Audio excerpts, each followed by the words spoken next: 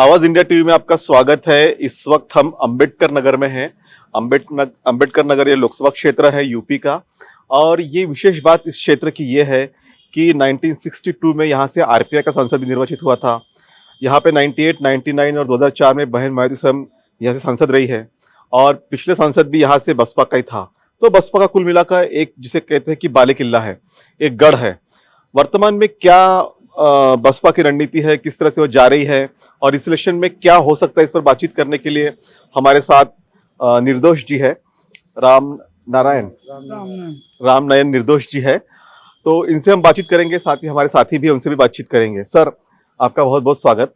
धन्यवाद। मुझे बताइए कि अंबेडकर नगर ये जो संसदीय क्षेत्र है, लोकसभा क्षेत्र है, यह बसपा का हमेशा से गढ़ रहा है। लेकिन हम अगर देखें पिछले कुछ समय से तो कहीं ना कहीं कई मुश्किलें हैं, कई दिक्कतें हैं। लेकिन इस चुनाव में क्या रणनीति है आपकी? किस तरह से आप जा रहे हैं लोगों के पास में, किस तरह से लोगों को समझा रहे हैं? बहुत बहुत धन्यवाद आपको। ये चुनाव, आम चुनाव जो है 2024 लोकसभा का, बहुजन समाज पार्टी अपने बलबूते पर आम जनता से गठबंधन बना करके जी। दलितों, शोषितों, पिछड़ों, अल्पसंख्यकों, इनसे अपना जो 2007 वाला फार्मूला अपना करके जी। चुनाव लड़ रही है। और जहाँ तक बात है अंबेडकर नगर जिले 55 अंबेडकर नगर लोकसभा क्षेत्र की, तो आप ये जान लीजिए कि बहुजन समाज पार्टी, जैसा आप अभी कह ही रहे थे कि गढ़ है, वाकई में ये बहुजन समाज पार्टी का गढ़ है। और जो स्थित परिस्थिति बदली, आप बहुत बड़ी राजनैतिक साजिश की गई थी बसपा के साथ, जिसके तहत बहुजन समाज पार्टी के जो हमारे वरिष्ठ नेतागण थे, एक साजिश के तहत वो दूसरे दलों में चले गए, एक साथ चले गए। तो थोड़ा सा माहौल अंबेडकर नगर का डगमगाया। लेकिन अब सारा माहौल ठीक है, फिर से वैसे हो गया। हमारे सारे कार्यकर्ता, पदाधिकारी और यहाँ का काडर वोटर जी सब आपके साथ है, हमारे साथ खड़े हैं। बहन जी ने कमर हयात अंसारी जी को टिकट दिया है, जो 30 सालों से बसपा में थे और मेरे ख्याल से नगर परिषद के अध्यक्ष भी रह चुके हैं। तो किस तरह से उन्हें सपोर्ट मिल रहा है? लेकिन क्योंकि रितेश पांडे जो है, जो बसपा के सांसद रहे हैं यहाँ से, वो कह रहे हैं कि मैं जो विकास लाया था उसको मैं आगे ले जाना चाहता हूँ। और जो मेरे ख्याल से वर्मा जी हैं, तो वो भी बसपा से रहे हैं, विधायक रहे हैं, नेता रहे हैं।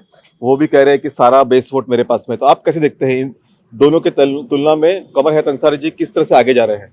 देखिए, चाहे वो भाजपा के प्रत्याशी हो, चाहे सपा के प्रत्याशी, अगर इस तरह का वो कोई दावा करते हैं तो उनका दावा पूरी तरह खोखला है। अच्छा। उसका सबूत है मेरे पास। 2022 में अभी लोग विधानसभा का चुनाव हुआ, 2022 में विधानसभा का चुनाव हुआ। ये मैं मानता हूं कि समाजवादी पार्टी यहाँ से सारी सीटें जीती, पांचों सीटें जीती।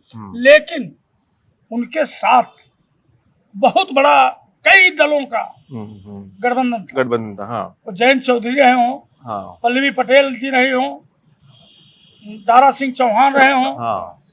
प्रेमचंद निषाद रहे हों, ये आपके क्या कहते हैं स्वामी प्रसाद मौर्य जी रहे हों, हाँ। सारे के सारे नेता उस समय थे, साथ में थे, हाँ। साथ में थे। आज कोई नहीं है, कोई नहीं। हाँ। अभी कांग्रेस साथ में आई है, अभी कांग्रेस साथ में आई है, जो जिसका हम और उसके बारे में, कांग्रेस के बारे में कुछ नहीं कहना चाहते।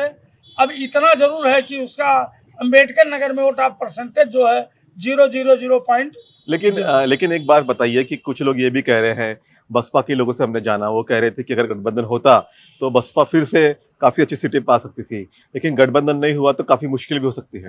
एक चीज मुझको मैं आपसे पूछना चाहता हूँ कि लोग कहते हैं गठबंधन, कौन सा गठबंधन, किस गठबंधन की बात सपा कांग्रेस साथ में गठबंधन करेंगे? किस गठबंधन की बात करते हैं? मैंने तो राजनीतिक पार्टियों का, मैं तो ये कह रहा हूँ गठबंधन तो हमने किया था, हाँ। 2019 में हमारा गठबंधन सपा से था, बिल्कुल। लेकिन जिन सीटों पे दलित और मुस्लिम थे, वही सीट हम जीत पाए, हाँ। बाकी सारी सीटें हार गए। यहाँ तक कि माननीय अखिलेश यादव जी के परिवार के लोग भी सीट हार गया। सीट हार गए। तो किस गठबंधन की बात करते तो हैं? उससे फायदा बसपा का ही हुआ ना। एक चीज बसपा का फायदा, मतलब 0 से 10 पे आ गए। 0 से 10 पे आ गए। आप ये सही कह रहे हैं कि हम 0 थे 10 पे आ गए। आप अभी ये भी कहेंगे कि आपकी उत्तर प्रदेश में एक ही सीट है। हाँ ये भी आप पूछेंगे सवाल। बिल्कुल। लेकिन आपको मैं बता देना चाहता हूं कि जो मेरा काडर का वोट है, हाँ बहुजन समाज पार्टी ने गठबंधन किया। अगर हम 0 से 10 पे आ गए तो ये क्यों 5 पे आ गए? हाँ ये 5 पे क्यों आ गए? 5 से 100 पे तो चले गए, 100 से आगे चले गए। अभी यही तो मैं कह रहा हूं। हाँ 47 से 111 चले गए, यही हाँ, आप कहना चाहते 111 पे हैं। चले गए। लेकिन आप एक चीज बता दीजिए कि कितने लोगों का गठबंधन था उस समय? 2 विचारधारा, 2 चीजें चल रही थी। हाँ। विधानसभा के चुनाव में 2 चीजें चल रही थी। वो ये चल रही थी, कुछ लोग माननीय अखिलेश यादव जी को मुख्यमंत्री बनाना चाहते थे और कुछ लोग योगी आदित्यनाथ जी को हटाना चाहते थे। ये पूरे इस चुनाव के माहौल में यही चला और उसमें हमारा नुकसान हुआ। लेकिन अभी स्थितियां बदली है। लेकिन हमारा काडर वोट खड़ा रहा। मैं बता रहा हूं कि 2022 में आज अम्बेडकर नगर का जो लोकसभा क्षेत्र है 55 अम्बेडकर नगर, 5 विधानसभा सीट मिला करके जो मत मिला है 2,74,000 वोट हमको मिलने का मिला काम है। हुआ। अच्छा, गोसाईगंज, कटहरी, टांडा, अकबरपुर, जलालपुर, ये 5 विधानसभा जो अम्बेडकर नगर 55 लोकसभा का क्षेत्र है उसमें 2,74,000 फिर भी हमको वोट मिला था और मिला है। तो इसके आधार पे आप कह रहे हैं कि लोकसभा में आपका पलड़ा भारी है। मैं उसके आधार पे कह रहा हूं और इस चीज के आधार पे कह रहा हूं कि समाजवादी पार्टी के शासन को लोगों ने यहाँ के देखा है। भारतीय जनता पार्टी की 10 साल केंद्र की सरकार लोगों ने देखा है जी। 7 साल 7.5 साल उत्तर प्रदेश की सरकार को लोगों ने देखा है। हाँ। अब आम जनता को 5 किलो राशन नहीं चाहिए जी। अब आम जनता को शिक्षा चाहिए, सुरक्षा चाहिए, सम्मान चाहिए, दवाई चाहिए, पढ़ाई चाहिए। तो ये बात तो इंडिया गठबंधन वाले भी करते हैं। नहीं, ये इंडिया गठबंधन वाले करते तो जरूर हैं, ये करते तो है जरूर। कभी संविधान बचाने की बात करेंगे, कभी लोकतंत्र बचाने की बात करेंगे। लेकिन आप बता दीजिए कि यही समाजवादी पार्टी की सरकार में संविधान शिल्पी परम पूज्य बाबा साहब के नाम से बने हुए पार्क को क्या कहा था? यही कहा था ना। मैं वो शब्द अपने जबान पे नहीं लाना चाहता, यही कहा था उन लोगों ने। और हमारे बहुजन महापुरुषों के नाम पर बने हुए जिलों को लेकिन फिर भी आपने सारी बुराइयों को दूर करते हुए गठबंधन कर लिया था और आपने कोशिश की थी उसमें। तो अभी मेरा जान दी वो हम वहां नहीं जाते हम, लेकिन अभी बात बताइए कि यहाँ पे समीकरण कैसे बन रहे हैं? मतलब कमर हैत अंसारी जी। अब वो समीकरण ये है यहाँ पर 4.25 लाख लगभग वोट शेड्यूल कास्ट का है। अच्छा। जो बहुजन समाज पार्टी का बेस वोट है जी। और यहाँ पर लगभग 3.5 पौने 4 लाख वोट जो है मुस्लिम समाज का है। अच्छा। और ये सोच करके माननीय बहन जी ने टिकट भी दिया है कि दलित और मुस्लिम एक प्लेटफार्म पे आ जाएंगे। चूंकि दोनों एक ही मार के मारे हुए हैं जी, दोनों एक ही तरह से सताए हुए हैं। चूंकि कांसीराम साहब ने बहुत पहले कहा था दलित मुसलमान करो विचार कब तक सहोगे अत्याचार। तो आज हम इसी राह पे चल रहे हैं।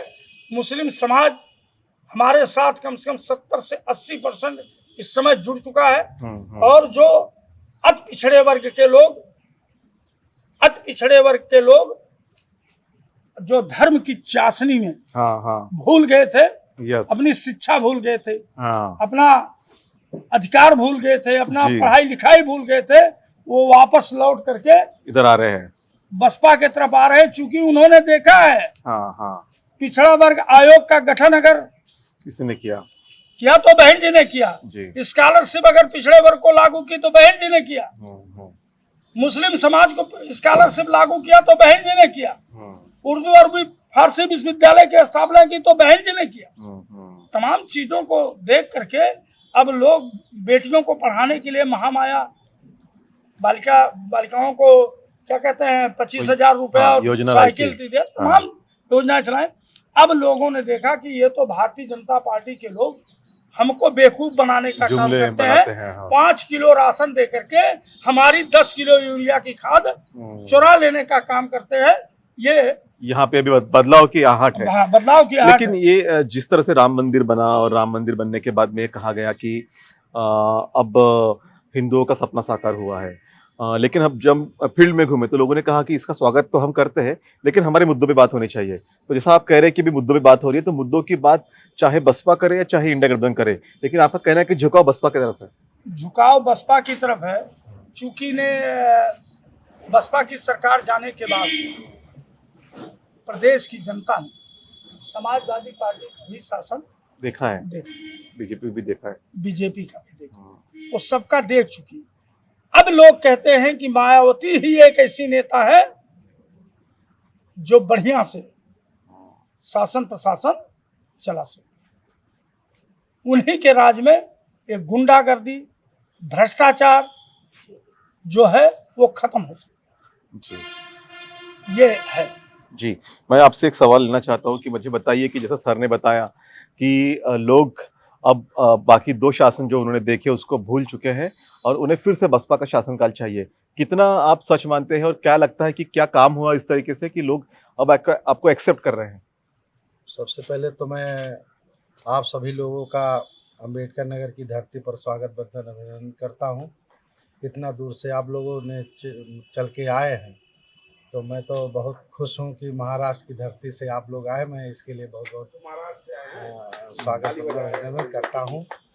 और मैं आपको बता देना चाहता हूं कि बहन जी की सरकार में पूरे उत्तर प्रदेश में जो विकास हुआ है तो बहन जी की सरकार में हुआ। हाँ, वो तो है। हमारे अंबेडकर नगर में मेडिकल कॉलेज बना हुआ है, हाँ, पॉलिटेक्निक कॉलेज बना हुआ है, इंजीनियरिंग कॉलेज बना हुआ है, तमाम बालिकाओं के लिए राजकीय बालिका विद्यालय बना हुआ है, ITI बना हुआ है। और सबसे बड़ी बात तो ये है कि बहन जी ने ये जिला दिया है। हाँ, जिला दिया था। हाँ, तो अब हमारे महापुरुषों के नाम से तमाम पार्क बने हुए हैं, महापुरुषों के नाम से तमाम जिले बने हुए हैं। और जिस समाज के लोगों ने बहुजन समाज मतलब दलित समाज के लिए थोड़ा भी बहुत कुछ किया है, उस समाज के महापुरुष को सम्मान देने का काम बहन जी ने किया है। इससे बढ़कर तो मैं समझता हूँ और कुछ नहीं हो। और बहन जी के समय में बालिकाओं को पढ़ने के लिए स्कॉलरशिप और साइकिल नगद रुपया 25,000 देने का काम बहन जी ने किया था। और बच्ची जैसे पैदा होती थी तो 1-1 लाख रुपए का तुरंत बीमा हो जाता था। तो ये सब बहुत मतलब बहुत अच्छे काम किए जो आप इसको भी गिना रहे फिर से कि हम लोग सरकार में आएंगे तो अच्छे काम करेंगे। और लोगों को भरोसा है कि उम्मीद है जो दलित पिछड़े और मुस्लिम समाज के लोग हैं और भी गरीब समाज जो भी है, उनको ये विश्वास है कि अगर कोई विकास होगा तो बहन जी की सरकार में होगा। मतलब ये जो अभी 2 जो चुनाव में जो राकेश पांडे हैं या फिर लालजी वर्मा है, इनके मुकाबले आपको लगता है कि बसपा अच्छा कर रही है? सर देखिए, बहुजन समाज पार्टी तो एक प्रकार से नर्सरी है। हाँ जी। यहाँ नेता पैदा होते हैं हाँ, और चले जाते हैं। हाँ, तो यहाँ फिर अब दूसरा नए नेता पैदा कर दिया जाता है। हैं। और रही बात हमारे माननीय हाजी कमर हयात जी, तो हमारे बहुत पुराने हाँ, साथी हैं। हाँ, इनके लिए तो हम लोग जान हाजिर किए हैं, उसके लिए कोई दिक्कत नहीं। और मैं समझता हूँ कि अगर हमारा मुस्लिम समाज का भाई जिस तरीके से देश की आज़ादी के बाद से जब से वोट देने का सिस्टम चला है, वोट दे ही रहा है, हाँ, वोट दे रहा है, हाँ, उसे कुछ नहीं मिल रहा कुछ है। नहीं मिल रहा है। उस हिसाब से बहन जी ने मुस्लिम समाज के लिए इतना मतलब काम किया है। हज हाउस बहन जी ने बनवाया, तमाम मुसलमानों का आपको लगता है कि तमाम मुस्लिम विद्यालय एड किए हाँ। बहन जी ने, जहां लोग 200-400 रुपये में पढ़ाते थे, और बहन जी ने उस विद्यालय को एड करके और उनके स्टाफ के सारे लोगों का भविष्य बनाया। तमाम बहन जी ने जो कभी नहीं सोचा था कि हम भी कभी नौकरी पाएंगे, कक्षा 5 पास, हाँ, कक्षा 5 पास पढ़े या व्यक्ति को बहन जी ने सफाई कर्मी की नौकरी हाँ, दिया। 1,08,000 पहली बार में 1,08,000 लोगों को नौकरी मिला है जी। वही बता रहे हैं सर, मतलब जो अंगूठा टेक थे एक तरीके से उनको भी नौकरी मिला है। तो बहन जी ने बहुत कुछ किया सर। अच्छा। और लोगों को विश्वास है, उम्मीद है कि बहन जी की सरकार अगर बनती है और निश्चित तौर पे वो वापस आएंगी बहन जी, उसमें दो राय नहीं है। बिल्कुल। तो निश्चित जी सर। तो निश्चित तौर पर बहन जी वापस आएंगी, ऐसी उम्मीद है। हमारे साथ बसपा के मैं नेतागण, सर विधानसभा अध्यक्ष हूँ, 11 प्रधान नाम मेरा। अच्छा गैराम प्रधान जी थे जी, हमारे अकबरपुर साथ, विधानसभा अध्यक्ष। अकबरपुर विधानसभा अध्यक्ष हैं जी सर। हमारे साथ, निर्दोष जी थे, जी, राम पूर्व ब्लॉक प्रमुख है सर। पूर्व ब्लॉक प्रमुख है और इलेक्शन एजेंट है। जी। और इनको पूरा भरोसा, उम्मीद और विश्वास है कि जो यहाँ के लोगों ने जिस तरह से धर्म की नशे में आ गए थे, अब वो नहीं आएंगे और फिर से बसपा के शासन को लाने के लिए फिर से प्रयास बसपा के कार्यकर्ता कर रहे हैं। अंबेडकर नगर अकबरपुर से मैं अमन कामले, आवाज इंडिया टीवी के लिए धर्मपाल माटी के साथ।